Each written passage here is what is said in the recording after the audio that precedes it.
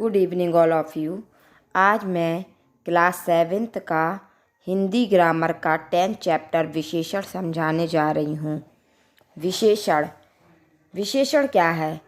जो शब्द संज्ञा या सर्वनाम की विशेषताओं की जानकारी दे उन्हें विशेषण कहते हैं। जिस संज्ञा सर्वनाम की विशेषता बताई जाए वह विशेष कहलाता है। जैसे ऊपर सूचना पट पे लिखा हुआ है, नीले रंग का एक बैग जिसमें कुछ किताबें, एक टिफ़िन, एक पेंसिल बॉक्स और लाल रंग का एक रुमाल है। कल खेल के मैदान में से प्राप्त हुआ है। जिस विद्यार्थी का है कृपया खोया पाया विभाग में संपर्क करें। सौजन्य से खेल संयोजक। उपर्युक्त सूचना आपने पढ़ी। इसमें रंगीन छपे शब्द संज्ञा शब्दों के बारे में कुछ विशेष जानकारी दे रहे हैं। बैग यानी कि ये संज्ञा शब्द है। बैग यानी कि ये किसकी जानकारी दे रहा, किस रंग का बैग, यानी कि नीले रंग का। तो ये विशेष जानकारी दे रहा है कि नीले रंग का बैग। किताबें यानी कि कुछ, तो ये भी विशेष जानकारी दे रहा है कि कुछ किताबें। टिफ़िन यानी कि एक टिफ़िन, तो एक है, वो भी विशेष जानकारी दे रहा है। पेंसिल बॉक्स यानी कि एक पेंसिल बॉक्स, तो ये भी विशेष जानकारी दे रहा है। रुमाल यानी कि किस रंग का रुमाल, यानी कि लाल रंग का। तो यहाँ पे जो नीला शब्द आया है वो विशेषण है और बैग इसका क्या हो गया, विशेष हो गया। इसी प्रकार से रुमाल यानी कि लाल रुमाल, तो लाल हो गया विशेषण और रुमाल हो गया इसमें विशेष। अब मैं आपको बताऊंगी कि विशेषण के 4 भेद होते हैं। कौन कौन से होते हैं? गुणवाचक विशेषण, परिमाणवाचक विशेषण, संख्यावाचक विशेषण और सार्वनामिक विशेषण। तो गुणवाचक विशेषण क्या कहलाता है? गुण, दोष, आकार, प्रकार, रूप, रंग, अवस्था, दशा, स्थिति, शील आदि विभिन्न विशेषताओं को बताने वाले शब्द गुणवाचक विशेषण कहलाते हैं। जो किसी भी व्यक्ति की गुण की विशेषता बताते हैं तो वो गुणवाचक विशेषण कहलाते हैं। जैसे उसका गुण दोष, कि अगर वो कोई व्यक्ति बहुत मेहनती है यानी कि हम उसका गुण बता रहे हैं। दयालु है, ये भी उसका गुण है। परोपकारी है, वो भी उसका गुण है। विनम्र है, ये भी उसका गुण है। शिष्ट है, वो भी गुण है।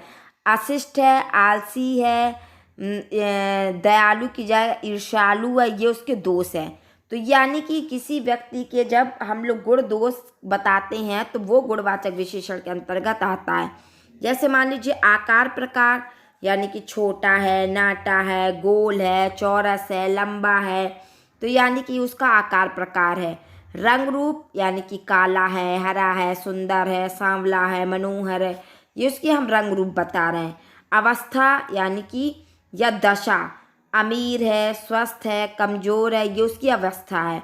स्वाद यानी कि नमकीन, खुशबूदार, तीखा, कड़वा, मीठा, कसैला, ये उसकी स्वाद या गंध के बारे में बता रहा है। स्थान, देश, काल यानी कि राष्ट्रीय, नया, पुराना, शहरी, विदेशी, यानी कि उसके स्थान या देश काल के बारे में बता रहा। स्थिति यानी कि ऊपरी, बाहरी, निचला, अगला, पिछला, ये सब उसकी स्थिति के बारे में बता रहा है, तो ये भी गुणवाचक विशेषण के अंतर्गत ही आएगा। दिशा यानी कि उत्तरी, दक्षिणी, पूर्वी, पश्चिमी, ये उसकी दिशा की ओर संकेत कर रहा। स्पर्श यानी कि हल्का है, भारी है, गर्म है, ठंडा है, कठोर है, नर्म है, जिसे हम छू कर देखते हैं तो महसूस होता है कि वो गर्म है, कि ठंडा है, कि मुलायम है, कि कठोर है, तो ये भी गुणवाचक विशेषण के अंतर्गत आएगा। यानी कि जो चीज़ गुण, दोष, उसके आकार, प्रकार, रूप, रंग, अवस्था, दशा, स्थिति आदि विभिन्न विशेषताओं को बताते हैं वो गुणवाचक विशेषण के अंतर्गत आते हैं। अब दूसरा इसका विशेषण का जो भेद है वो है परिमाणवाचक विशेषण, यानी कि विशेष के मापतौल के बारे में बताने वाले विशेषण परिमाणवाचक विशेषण कहलाते हैं। जैसे हम किसी यानी कि नाप तौल के बारे में जब हमें जानकारी मिलती है तो वो परिमाणवाचक विशेषण के अंतर्गत आते हैं। जैसे 2 किलो चावल, 5 मीटर रिबन, 2 लीटर तेल, तो ये सब क्या है, परिमाणवाचक विशेषण के अंतर्गत आएगा। जैसे परिमाणवाचक विशेषण के भी 2 भेद होते हैं, निश्चित परिमाणवाचक और अनिश्चित परिमाणवाचक। निश्चित परिमाणवाचक क्या कहलाता है कि जो संज्ञा की निश्चित मात्रा के बारे में बताता है वो निश्चित परिमाणवाचक बताता है। जैसे बाजार से 2 लीटर तेल लाना, यानी कि 2 लीटर एक निश्चित क्वांटिटी बता रहा है कि 2 लीटर ही तेल लाना। 20 किलो गेहूं चाहिए, यानी कि एक निश्चित क्वांटिटी बता रहा है। या बिंदिया की फ्रॉक में 1 मीटर कपड़ा लगता है, तो 1 मीटर यानी कि एक निश्चित क्वांटिटी बता रहा है, इसलिए निश्चित परिमाणवाचक विशेषण के अंतर्गत आएगा। जैसे यहाँ पे 2 लीटर, 20 किलो, 1 मीटर तेल, गेहूं और कपड़े के निश्चित परिमाण के बारे में संकेत किया गया है, इसलिए निश्चित परिमाणवाचक विशेषण कहलाएगा। अनिश्चित परिमाणवाचक विशेषण क्या कहलाता है? संज्ञा के अनिश्चित परिमाण का बोध करवाता है। जैसे ज़्यादा चॉकलेट खाना हानिकारक। अब ज़्यादा में पता नहीं कितनी ज़्यादा, कोई उसने निश्चित क्वांटिटी नहीं बताई। वर्षा से बहुत कीचड़ हो गया है। बहुत यानी कि पता नहीं कितना, थोड़ा, ज़्यादा, कितना, तो ये कोई अनिश्चित है क्योंकि कोई निश्चित चीज़ नहीं बता रहा वो। बढ़ते बच्चों को पर्याप्त दूध पीना चाहिए। कितना? 1 गिलास, 2 गिलास, 3 गिलास, उसने कोई निश्चित क्वांटिटी नहीं बता रहा, इसलिए अनिश्चित परिमाणवाचक विशेषण कहलाएगा। यहाँ पर ज़्यादा, बहुत, पर्याप्त विशेषण संज्ञाओं की निश्चित मात्रा का बोध नहीं करवाते, इसलिए अनिश्चित परिमाणवाचक विशेषण कहलाते हैं। अब इसका थर्ड भेद होगा संख्यावाचक विशेषण, यानी कि जब कोई निश्चित संख्या का बोध करा, जो विशेषण विशेष की गिनती के बारे में बताए वे संख्यावाचक विशेषण कहलाते हैं। जैसे 10 फूल, पहली कक्षा, कुछ कुर्सियाँ, सब विद्यार्थी आदि। अब संख्यावाचक विशेषण के भी 2 भेद होते हैं, निश्चित संख्यावाचक विशेषण और अनिश्चित संख्यावाचक विशेषण। निश्चित संख्यावाचक विशेषण यानी कि जो विशेषण संज्ञा की निश्चित संख्या का बोध कराते हैं वो निश्चित संख्यावाचक विशेषण कहलाते हैं। जैसे कि हमने पहले परिमाणवाचक विशेषण में भी बताया, वही चीज़ इसमें भी है कि जैसे 2, 4, पहला आदि। जैसे पेड़ पर 2 बंदर बैठे हैं, यानी कि ये निश्चित है कि 2 बंदर बैठे हैं, तो ये निश्चित संख्या का बोध करा रहे हैं, इसलिए निश्चित संख्यावाचक विशेषण कहलाएंगे। प्रत्येक छात्र को खेल में रुचि लेनी चाहिए। प्रत्येक यानी कि सभी छात्रों के बारे में यहाँ पे बात हो रही है, इसलिए निश्चित संख्यावाचक विशेषण। सखिया अब दुगना काम कर लेती है। दुगना यानी कि एक निश्चित संख्या का बोध कराया जा रहा है यहाँ पर, इसलिए निश्चित संख्यावाचक विशेषण कहलाएंगे। संख्यावाचक विशेषण के अन्य उदाहरण इस प्रकार भी हो सकते हैं: 4 वृक्ष, 1200 छात्र, 250 रुपये, पहला व्यक्ति, दूसरा स्थान, दुगना खाना, चौगुना धन, 2 दर्जन केले, चारों दिशाएं, प्रत्येक छात्र, प्रति वर्ष, इस टाइप के भी उदाहरण हो सकते हैं। अनिश्चित संख्यावाचक विशेषण क्या कहलाता है?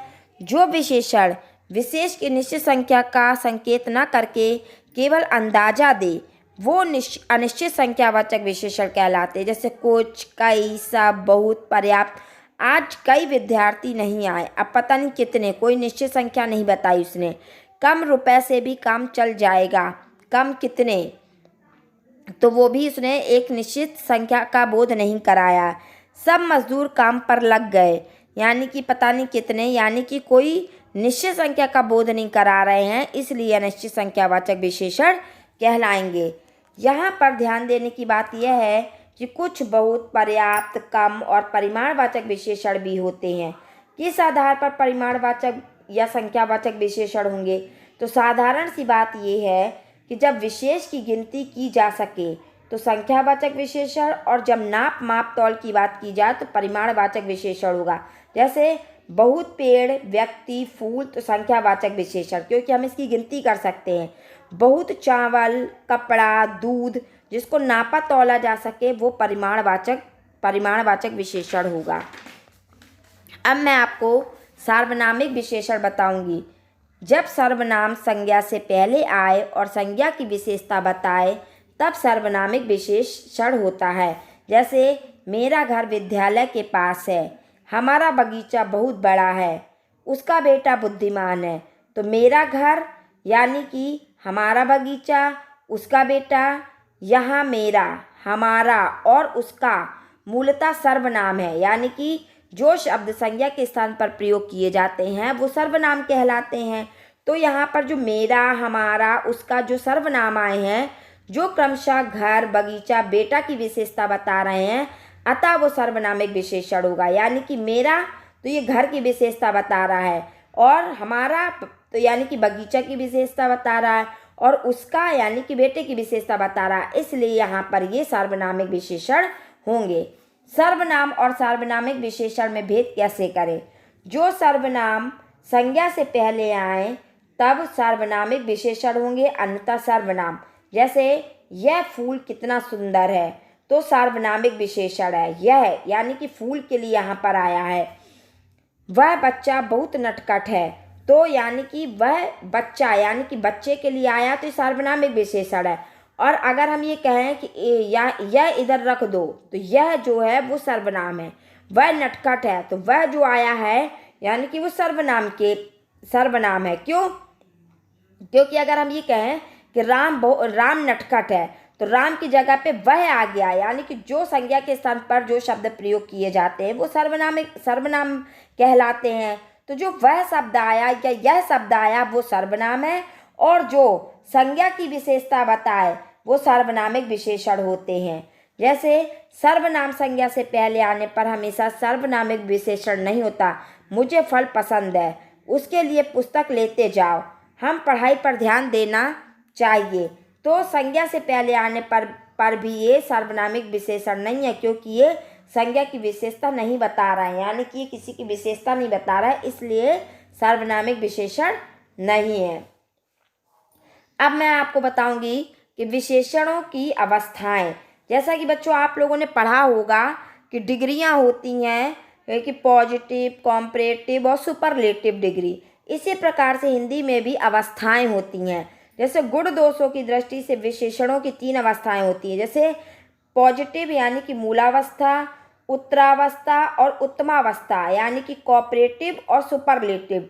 मूलावस्था किसे कहते हैं? जैसे मान लीजिए लिखा है कि इसमें विशेषण समान रूप से विशेष की विशेषता बताता है। जैसे हम कहें कि राम बुद्धिमान है, तो ये पॉजिटिव डिग्री हो गई, यानी कि मूलावस्था।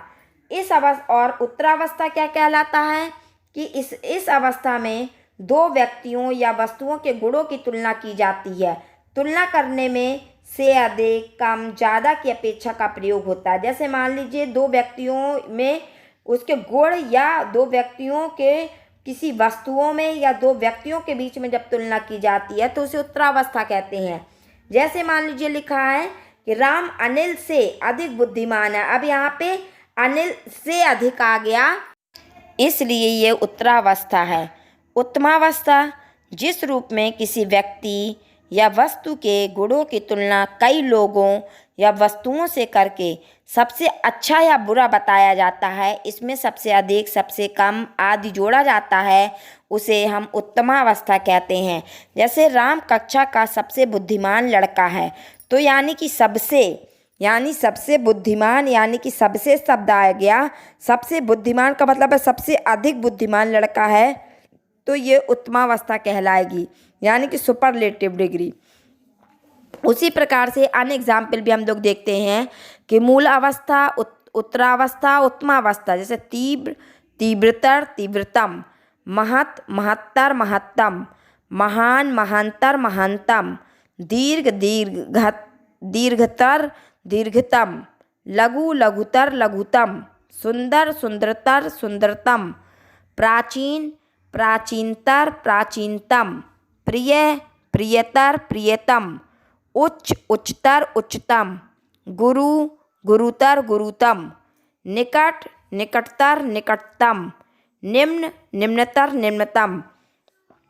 उसी प्रकार से विशेषणों की रचना। कुछ शब्द ही मूल में विशेषण हैं, जैसे अच्छा, वीर, सुंदर। शेष आवश्यकतानुसार संज्ञा, सर्वनाम, क्रिया या अव्यय शब्दों से बना लिए जाते हैं। जैसे समाज तो सामाजिक, संज्ञा है समाज शब्द और विशेषण होगा सामाजिक। जापान तो जापानी, नियम, नियमित। इतिहास, ऐतिहासिक। दया, दयालु। बुद्धि, बुद्धिमान। बनारस, बनारसी। कृपा, कृपालु। स्वर्ण, स्वर्णिम। क्रोध, क्रोधिम। लोभ, लोभी। चाचा, चचेरा। नव, नवीन। चमक, चमकीला। भय, भयानक। प्रांत, प्रांतीय। शरीर, शारीरिक। शहर शहरी, पुराण पौराणिक, नमक नमकीन, राष्ट्र और राष्ट्रीय। अब ये संज्ञा से विशेषण। अब सर्वनाम से विशेषण कैसे बनता है? जैसे सर्वनाम है मैं, तो इसका विशेषण हो जाएगा मेरा। सर्वनाम है जो, तो इसका हो जाएगा जैसा। हम यानी कि हमारा, यह ऐसा, वह वैसा, तुम तुम्हारा। इसी प्रकार से क्रिया धातु से विशेषण। क्रिया हो गई बंद, तो विशेषण हो जाएगा उसका वंदनीय। पठ पठित, टिकना टिकाऊ, बेचना बिकाऊ, खाना खाऊ, पत पतित, भूलना भुलक्कड़, खेलना खिलाड़ी, कमाना कमाऊ। और अव्यय से विशेषण कैसे बनेगा? जैसे अव्यय है ऊपर और उसका विशेषण बनेगा ऊपरी। पीछे यानी कि उसका विशेषण पिछला। बाहर बाहरी, अंदर अंदरूनी, भीतर भीतरी, नीचे निचला। अब इसमें ध्यान देने योग्य क्या बातें हैं कि कभी कभी विशेषण शब्द बहुवचन संज्ञा के रूप में भी कार्य करते हैं। जैसे मान लीजिए लिखा कि देश में ईमानदारों की भी कमी नहीं है, यह सत्यनिष्ठों को सभी सम्मान देते हैं। यानी कि एक व्यक्ति के लिए बात हो रही, पर यहाँ पर बहुवचन के रूप में इसका प्रयोग किया जा रहा है। जैसे मान लीजिए लिखा विशेषण जब विशेष से पहले आता है तो उद्देश्य विशेषण, और विशेष के बाद आता है तो विधेय विशेषण कहलाता है। जैसे यह पीली कमीज है, तो यानी कि उद्देश्य विशेषण है, और यह कमीज पीली है, तो यानी कि विधेय विशेषण है। प्रवेशण क्या कहलाता है? जो विशेषण की भी विशेषता बताता है वो प्रवेशण कहलाता है। जैसे मान लीजिए लिखा कि यह बहुत सुंदर फूल है, लगभग सब खरबूजे मीठे थे। तो बहुत और लगभग, सुंदर और सब की विशेषता बता रहे हैं, अतः प्रवेशण है। कुछ विशेषण संज्ञा के लिंग और वचन के अनुसार रूप बदलते हैं। जैसे पीला कपड़ा, पीले कपड़े, पीली धोती आदि। आई होप कि आपको वीडियो समझ में आई होगी। Thank you.